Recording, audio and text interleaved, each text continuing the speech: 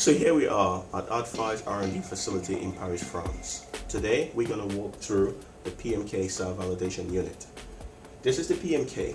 It is compatible with any SAR system or antenna type. It is also in line with FCC and IEC standards and regulation.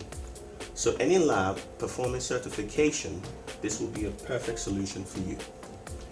Going into how the PMK works. You first of all launch the PMK software as it is here.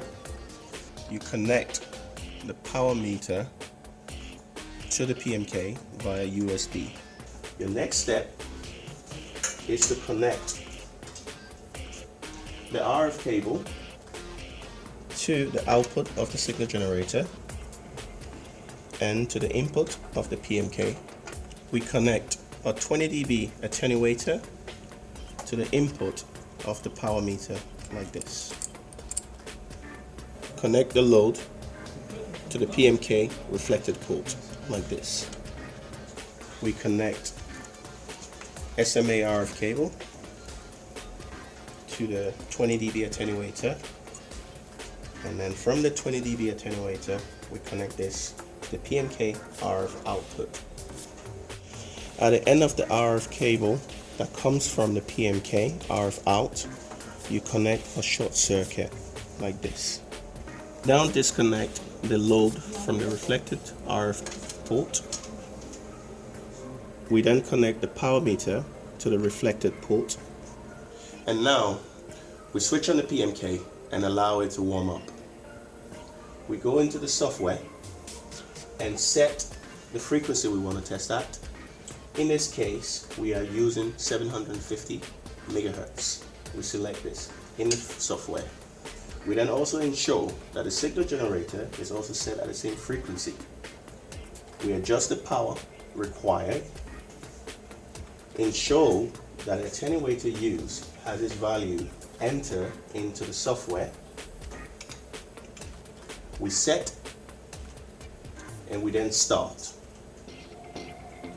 The PMK will then stabilize by pressing RF on, and once that is stabilized, we can then set in our preferred power.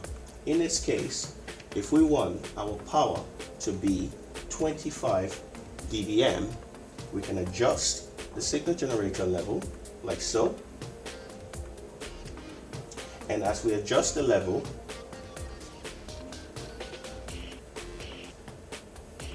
you can see a change in the software.